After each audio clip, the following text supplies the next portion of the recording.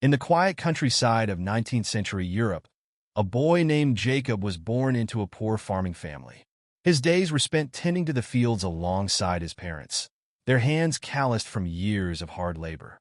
Education was a luxury his family could not afford, and Jacob's future seemed destined to follow the same path as generations before him, working the land until his strength gave out. But Jacob was different. He was curious, always asking questions about the world beyond the fields. Why did the seasons change? How did the stars move across the sky? His parents, though loving, had no answers. The only place in the village that held any knowledge was the small church, where a dusty collection of books sat untouched in a corner. One evening, after finishing his chores, Jacob crept into the church. The priest, a kind but busy man, rarely noticed the boy slipping in and out. Jacob found a tattered book of basic arithmetic and carried it home, hiding it under his straw mattress. With no oil to spare for a lamp, he lit a small candle and began to teach himself to read and calculate by its dim light.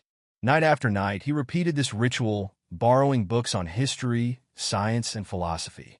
Years passed, and Jacob's secret education flourished.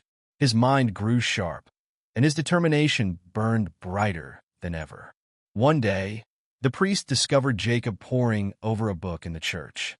Instead of scolding him, the priest was impressed by the boy's hunger for knowledge. He decided to teach Jacob Latin and mathematics during his free time, nurturing the boy's talents.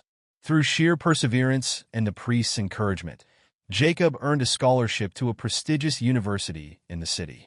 It was a world far removed from his humble village, a place of grand libraries and brilliant minds. Despite feeling out of place among wealthier students, Jacob excelled, graduating with honors. But Jacob never forgot his roots. He returned to his village, where he used his savings to build a small school for underprivileged children. He believed that education was the greatest equalizer, a tool that could break the cycle of poverty. Jacob became a beloved professor, teaching not just subjects but also the value of resilience and hope.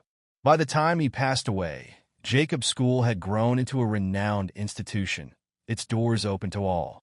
The boy who once studied by candlelight had illuminated the lives of countless others, proving that knowledge has the power to transform even the humblest beginnings into greatness.